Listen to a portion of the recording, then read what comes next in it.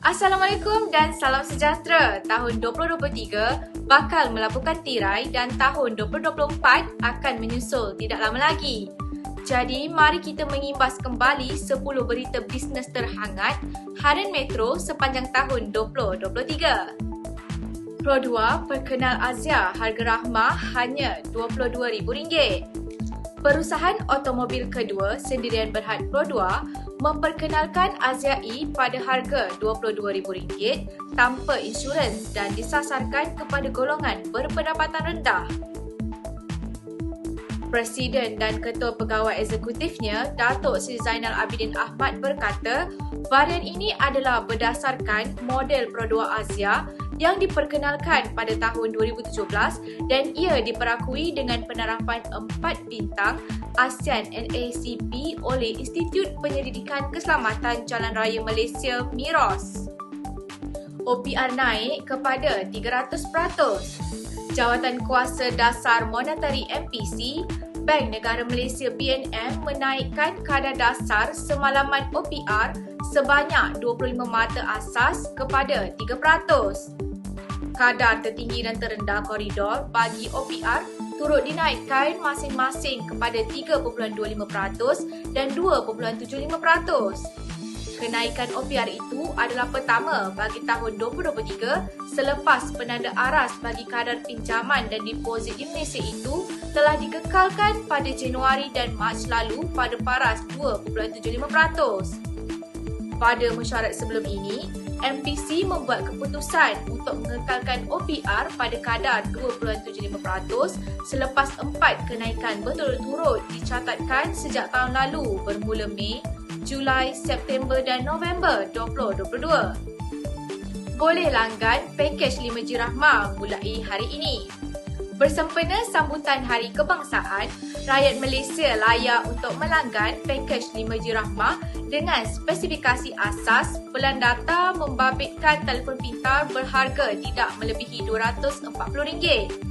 Menteri Komunikasi dan Digital Fahmi Fadzil berkata, dalam kemeriahan sambutan kemerdekaan negara, rakyat boleh menggunakan peluang untuk melanggan pakej itu yang juga menawarkan pelan pasca bayar serendah RM60 sebulan dengan data minimum 60GB sehingga Disember tahun ini.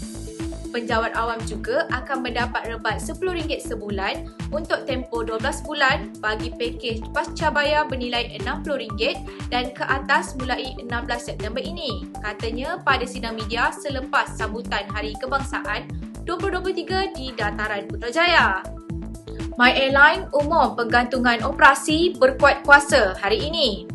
My Airline sendirian Berhad menggantung operasinya berkuat kuasa 12 Oktober 2023 sehingga diberitahu kelak berikutan tekanan yang ketara.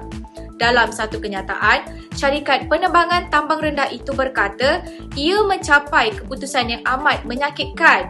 Ini kerana tekanan kewangan yang menyebabkan perlu untuk menggantung operasi sementara menunggu penstrukturan semula, pemegang saham dan pemodalan semula syarikat penerbangan itu.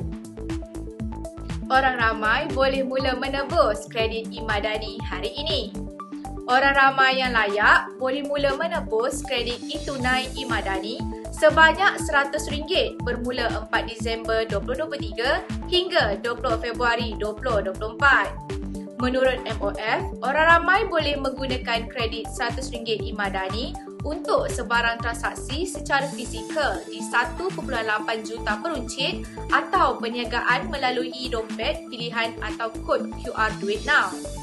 Menurut soalan lazim FAQ disediakan di laman web MOF, kredit e-Tunai yang dijangka memanfaatkan lebih 10 juta rakyat Malaysia itu boleh digunakan untuk pembelian fizikal melalui penyedia perkhidmatan e-dompet terpilih iaitu MAE, Settle, ShopeePay dan Tashengo.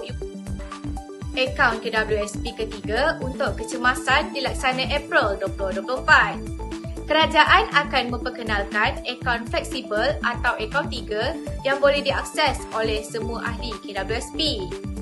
Timbalan Menteri Kewangan Datuk Seri Ahmad Maslan, akaun 3 yang akan dibuka mulai tahun depan boleh diakses oleh semua ahli tanpa mengira kategori B40, M40 atau T20 pada bila-bila masa, khususnya ketika kecemasan. Akaun ketiga ataupun akaun fleksibel kumpulan wang simpanan pekerja KWSP akan mula dilaksanakan pada April 2024, kata Timbalan Menteri Kewangan 1 Datuk Seri Ahmad Maslan.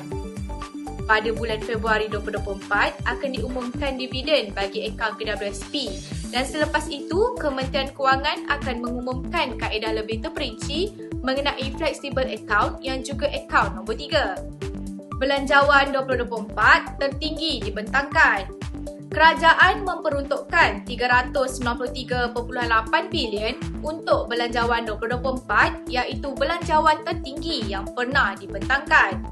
Perdana Menteri Datuk Seri Anwar Ibrahim berkata daripada jumlah 303.8 bilion diperuntukkan untuk perbelanjaan mengurus.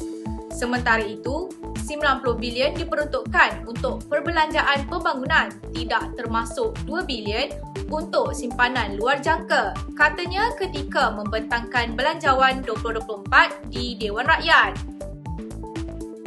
Anwar berkata ini membabitkan penambahan siling RMK12 sebanyak 15 bilion menjadikan jumlah 415 bilion untuk tempoh 5 tahun. Perkhidmatan MRT Laluan Putrajaya percuma hingga 31 Mac 2023. Perkhidmatan MRT Laluan Putrajaya yang mula beroperasi pada jam 3 petang 16 Mac 2023 dijangka memanfaatkan 100,000 penumpang dalam tahun pertama pembukaannya.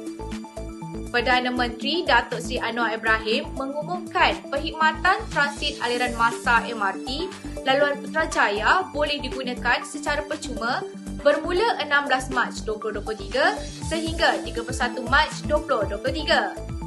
Beliau berkata perkhidmatan percuma itu dari stesen MRT Kuasa Damansara hingga Putrajaya Central ditawarkan sempena pembukaan rasmi MRT Laluan Putrajaya itu. Perkhidmatan MRT 2 Laluan Putrajaya sepanjang 57.7 km adalah projek kedua MRT Lembah Kelang yang menelan belanja RM300.53 bilion. Tol percuma di Plaza Tol Alam Damai SUKE hingga 29 Jun 2023. Lebuh raya bertingkat Sungai Besi Ulu Kelang SUKE Fasa 2 dibuka secara rasmi kepada pengguna.